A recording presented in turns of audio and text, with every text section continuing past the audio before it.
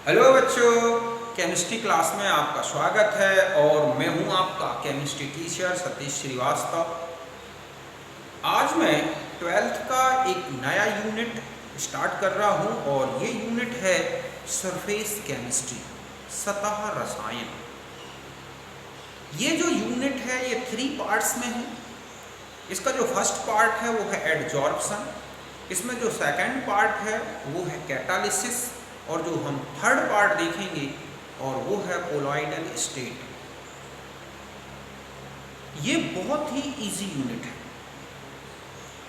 इसको आप रेगुलर देखें समझें तो मैं समझता हूं कि इस यूनिट से रिलेटेड आपकी कोई प्रॉब्लम्स नहीं रह जाएगी। ठीक है, तो स्टार्ट करते हैं हम अपना ये यूनिट। और इसमें मैंने जो फर्स्ट पार्ट लिया है और वो पार्ट है क्या, एडजॉर्प्शन, अधिशोषण।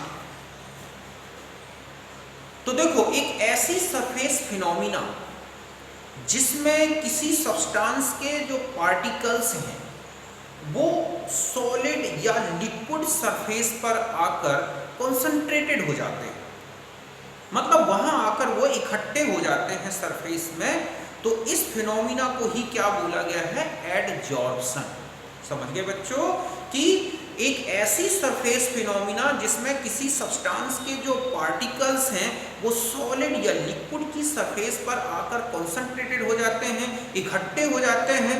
तो इस प्रोसेस को बोलते हैं क्या, एडजॉर्प्शन।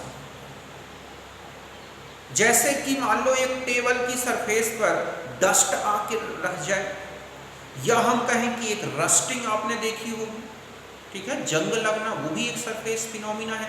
अगर मैं ये बोर्ड में लिख रहा हूं तो आप देख रहे हैं कि ये लेटर लिखे हुए हैं, ठीक है, तो ये भी एक किसके कारण है, एडजॉर्प्शन के कारण। अगर आप कोई वॉल पेंटिंग करते हैं, ठीक है, तो वो भी एक किसके कारण होता है, एडजॉर्प्शन के कारण। तो इस तरह से एक ऐसी सरफेस फिनोमिना जिसमें सब्सटेंस के पार्टिकल सरफेस पर आकर चिपक जाते हैं, बॉन्डेड हो जाते हैं, अब चाहे वो वंडरवाल फोर्सेस से या फिर कोई केमिकल बॉन्ड से। तो इस तरह की सरफेस फिनोमिना को भी हम क्या बोलते हैं, एडजॉर्प्शन। समझ गए बच्चों कि किसी भी पदार्थ के कणों का आकर किसी ठोस या द्रव की सतह पर इकट्ठा हो जाना, सांद्रित हो जाना, यही क्या कहलाता है, एडजॉर्प्शन, अधिशोषण।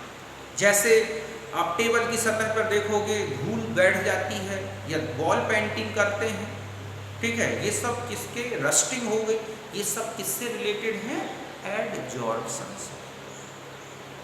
अब होता है कि एडजॉर्प्शन होता क्यों है।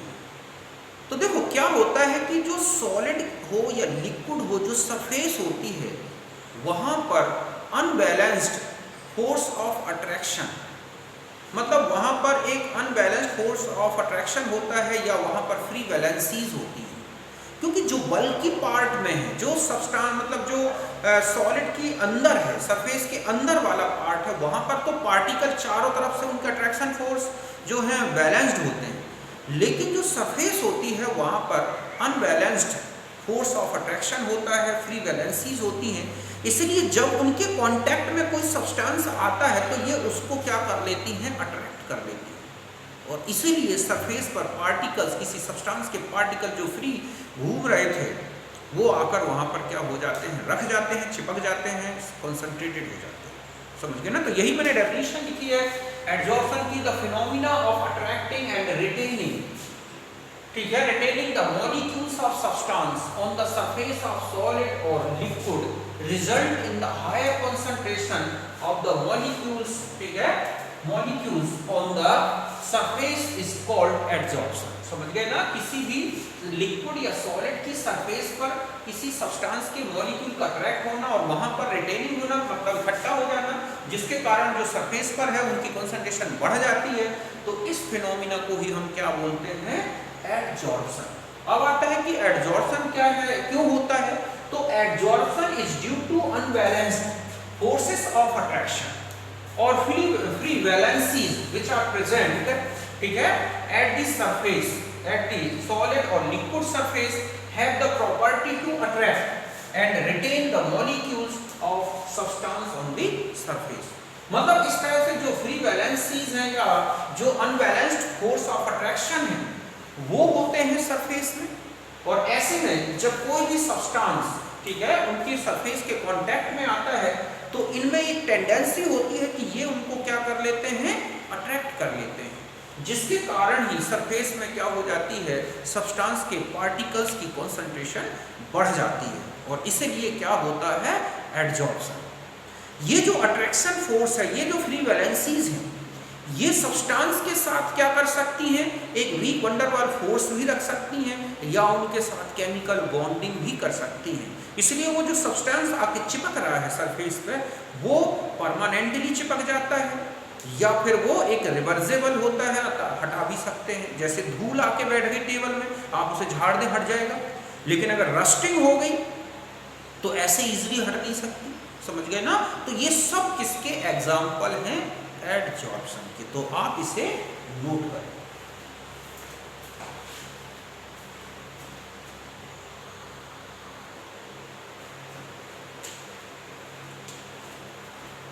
अब देखो एडजॉर्प्शन में दो टर्म बार बार आएंगे, एक होता है एडजॉर्बेट और एक होगा एडजॉर्बेंट।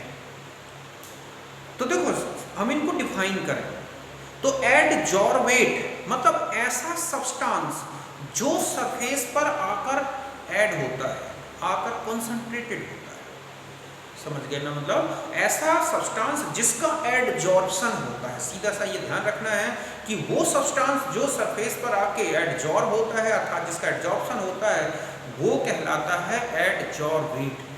जैसे डस्ट है, तो डस्ट आके टेबल की सरफेस पर इकट्ठी हो गई तो वो डस्ट क्या है, एडजॉर्बेट। मैं इस बोर्ड में जो लिख रहा हूँ ये ब्लैक इंक क्या है, एडजॉर्बेट। अगर आप किसी सरफेस पर, कांच की सरफेस पर कोई पेंटिंग कर रहे हैं, कुछ लिख रहे हैं, तो वो पेंट क्या है आपका, एडजॉर्बेट।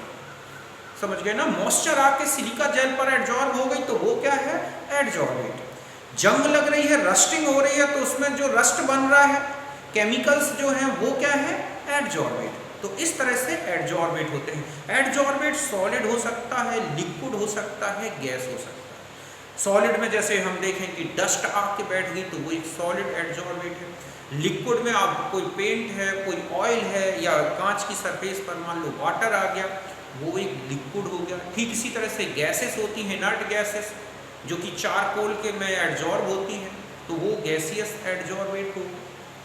समझ गए ना?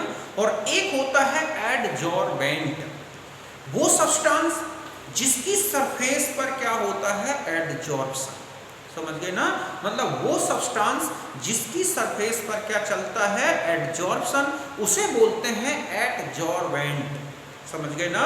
ऐसा सब्सटेंस जिसकी सतह पर एडजॉर्प्शन होता है उसे बोला जाता है एडजॉर्बेंट। जैसे चारकोल है या टेबल है, जैसे इसकी सरफेस, तो वो एक एडजॉर्बेंट है। चारकोल हो गया, एनिमल चारकोल हो गया, पाउडर्ड मेटल होती है, समझ गए ना?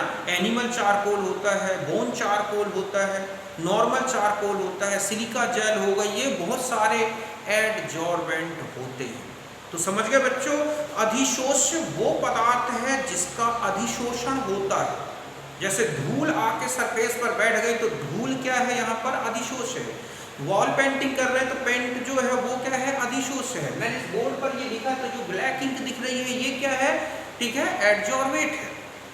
और दूसरा होता है अधिशोषण, जिसकी सतह पर अधिशोषण चलता है, जो कि सॉलिड, लिक्विड और गैस को जो कि सॉलिड और लिक्विड हो सकता है। जैसे टेबल पर आके धूल बैठ गई तो टेबल यहाँ पर क्या है, एडजॉर्बेंट है। सिलिका जेल ये भी एडजॉर्बेंट है, ठीक है। मेटल, पाउडर्ड मेटल, ये क्या होते हैं, एडजॉर्बेंट होते हैं। तो यही मैंने डेफिनेशन लिखी है कि द सब्सटेंस व्हिच गेट्स एडजॉर्ब्ड, ठीक है, on any surface is called adsorbate. It is retains on the surface, ये सरफेस पर रिटेन होता है, इकट्ठा होता है। इट में भी, ठीक है, इट में भी सॉलिड और लिक्विड और गैस, तीनों में से कुछ भी हो सकता है। सॉलिड में जैसे डस्ट हो गई, लिक्विड में पेंट हो गया सरफेस पर, गैस में गैसेस होती हैं जो, ठीक है, चारकोल पर एडजॉर्ब होती हैं। तो वह पदार्थ जो सतह पर आकर जुड़ता है अर्थात धारित हो जाता है उसे बोलते हैं क्या, अधिशोषी।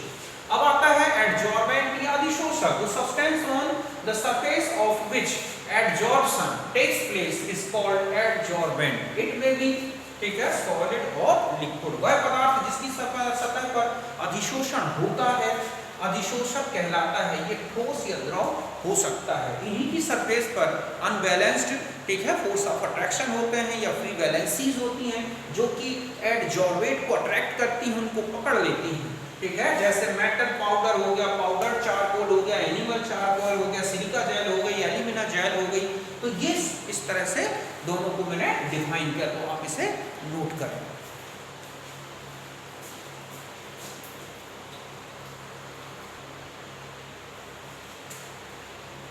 अब देखो हम इस तरह से समझ सकते हैं एब्जॉर्प्शन।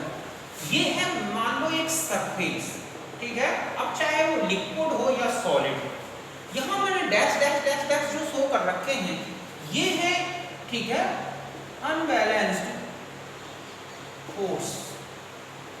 Forces of attraction. हालांकि दिखते नहीं है सरफेस में कि हमें फोर्स ऑफ अट्रैक्शन दिख रहे हो, मैंने इसे बना दिया। और यहाँ पर ये जो पार्टिकल्स दिख रहे हैं ये है एडजॉर्बेट, और ये जो सरफेस है ये क्या हो गई, एडजॉर्बेंट। अब एडजॉर्प्शन हुआ तो इस तरह से सरफेस पर ये पार्टिकल्स क्या हो गए, इस तरह से कंसंट्रेटेड हो गए, कलेक्टेड हो गए। तो इस तरह से ये क्या हो गया, एक एडजॉर्प्शन। इसमें कुछ हीट भी रिलीज होती है, उसे हम अलग से डिफाइन करेंगे हीट ऑफ एडजॉर्प्शन के फॉर्म में। तो इस तरह से सरफेस पर आके क्या हुआ, एडजॉर्प्शन हो गया। अब जैसे एक एग्जांपल है adsorption of inert gases on the surface of coconut charcoal. एक डेवार चारकोल मेथड होती है इनर्ट गैसेस को सेपरेट करने की। तो वहां पर अगर इनर्ट गैस एडजॉर्ब हो रही है तो वो क्या हो गया, एडजॉर्बेंट, और कोकोनट चारकोल क्या हो गया, एडजॉर्बेंट। ठीक इसी तरह से adsorption of water vapour on the silica gel, तो यहाँ एडजॉर्बेंट क्या हुआ, वाटर वेपर, एडजॉर्बेंट कौन हो गया, सिलिका जेल। समझ गए ना। तो ऐसे बहुत सारे एग्जांपल्स हैं। जैसे डस्ट आके टेबल पे बैठ गई तो डस्ट क्या है, एडजॉर्बेंट।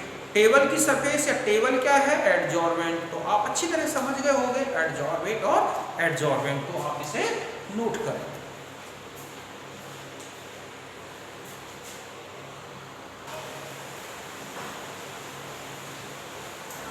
अब देखो एक होता है अब्जॉर्प्शन, अवशोषण। तो क्या हो कि जब कोई भी सब्सटेंस के मॉलिक्यूल्स किसी सॉलिड या लिक्विड के होल बॉडी में यूनिफॉर्मली डिस्ट्रीब्यूटेड हो जाए। समझ गए ना बच्चों कि जब किसी सब्सटेंस के मॉलिक्यूल्स किसी सॉलिड या लिक्विड की होल बॉडी में यूनिफॉर्मली डिस्ट्रीब्यूटेड हो जाएं तो इस प्रोसेस को बोलते हैं अब्जॉर्प्शन, अवशोषण। इसमें जो सब्सटेंस है जो आके मतलब एब्जॉर्ब हो रहा है वो उस पूरी बॉडी में एक सी कंसंट्रेशन में डिस्ट्रीब्यूटेड हो जाता है। तो समझ गए बच्चों कि जब किसी पदार्थ के कण जो हैं किसी ठोस या द्रव में एक साथ सांद्रण से उसके अंदर पूरे में संपूर्ण भाग में होल बॉडी में डिस्ट्रीब्यूटेड हो जाए तो हम इसे बोलते हैं क्या, अवशोषण।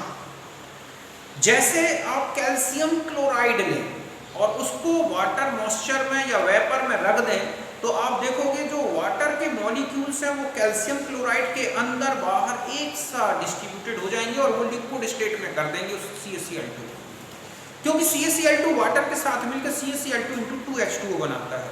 ठीक इसी तरह से मान लो अमोनिया है, आपने उसको वाटर फेस में रख दी, वाटर सरफेस में ला के रख दिया तो अमोनिया तुरंत उस पूरे वाटर में डिसॉल्व हो जाएगी, एब्जॉर्ब हो जाएगी। जैसे फोम है, फोम को हम पानी में रख दें तो पानी उस फोम के अंदर एक साथ डिस्ट्रीब्यूटेड हो जाएगा। तो ये सब किसके एग्जाम्पल हैं, अब्जॉर्प्शन, अवशोषण। कपड़ा गीला हो जाता है पानी में रखते भी, ये भी क्या है, अब्जॉर्प्शन या अवशोषण है। तो इस तरह से टोटल अंदर तक सब एक साथ डिस्ट्रीब्यूटेड हो जाना ही अवशोषण है। तो when molecules of substance are uniformly distributed throughout the body of solid or liquid, this phenomenon is called absorption। जब पदार्थ के कण किसी ठोस या द्रव के संपूर्ण भाग में एक समान सांद्रता के साथ वितरित हो जाए तो उसे बोलते हैं अवशोषण। जैसे CaCl2 को एटमॉस्फेयर और वेपर में रखें तो CaCl2 किसका, मॉइस्चर का या वाटर वेपर का क्या कर लेता है, अब्जॉर्प्शन, अवशोषण कर लेता है और क्या बना लेता है, CaCl2। ठीक अमोनिया को अगर वाटर सरफेस के कांटेक्ट में रखें तो तुरंत अब्जॉर्ब हो जाएगी। HCl जो है गैस है, इसको वाटर के सरफेस पे रखें तो तुरंत अब्जॉर्ब हो जाएगी। तो ये सब अवशोषण से रिलेटेड है, अब्जॉर्प्शन से। हम इस तरह दोनों में समझ सकते हैं, ये एक सॉलिड है और ये एक लिक्विड है। आपने इस लिक्विड को सॉलिड के अंदर डाला और ये उस सॉलिड के अंदर यूनिफॉर्मली डिस्ट्रीब्यूटेड हो गया पूरी सरफेस में और अंदर एक सा डिस्ट्रीब्यूशन हो गया उसका, तो आप कहेंगे कि ये क्या हो गया, अब्सॉर्प्शन, मतलब अवशोषण हो गया। समझ गए ना? उसमें पूरा जो लिक्विड है वो बाहर जितना कंसंट्रेटेड है उतना ही उसके बल्क पार्ट में अंदर भी क्या है, वो डिस्ट्रीब्यूटेड है। और अगर हम एडजॉर्प्शन की बात करें तो ये है एडजॉर्बेंट और ये एडजॉर्बेट, ये है ठोस सॉलिड और ये क्या है, मान लो कोई लिक्विड है, आपने उसमें डाला तो इस तरह से केवल सरफेस पर इस तरह से वो क्या हो गया, कंसंट्रेटेड हो गया, अंदर बहुत कम गया, गया भी होगा तो 2-4 कण इस तरह से, अगर वो पोरस है तो जा सकता है। तो इस तरह का जब कंसंट्रेशन केवल सरफेस पे ज्यादा हो, उसके बल्क पार्ट में बहुत कम हो या हो ही ना, तो इसे हम क्या बोलेंगे, एडजॉर्प्शन। तो एडजॉर्प्शन और एब्जॉर्प्शन आप स्पष्ट समझ गए होंगे कि दोनों में क्या डिफरेंस है। एडजॉर्प्शन एक ऐसी प्रोसेस है जो पहले बहुत फास्ट चलती है फिर स्लो होती जाती है, जबकि ये यूनिफॉर्म रेट से चलती है। ये सरफेस फिनोमिना है जबकि ये बल्क फिनोमिना है, मतलब उसके अंदर तक चलने वाली प्रोसेस है। तो आप समझ गए होंगे, तो इसे नोट कर।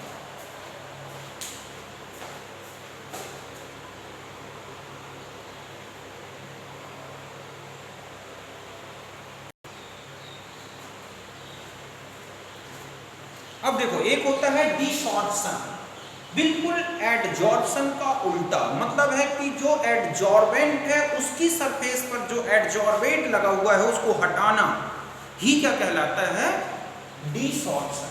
समझ गए ना कि removal of the adsorbed substance from surface of adsorbent is called desorption.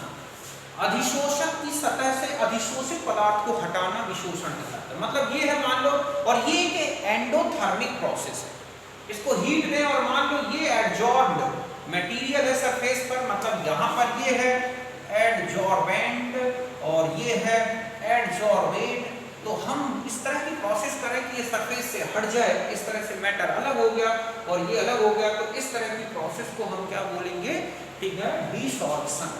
समझ गए ना, एडजॉर्ब मटेरियल को हटा देना।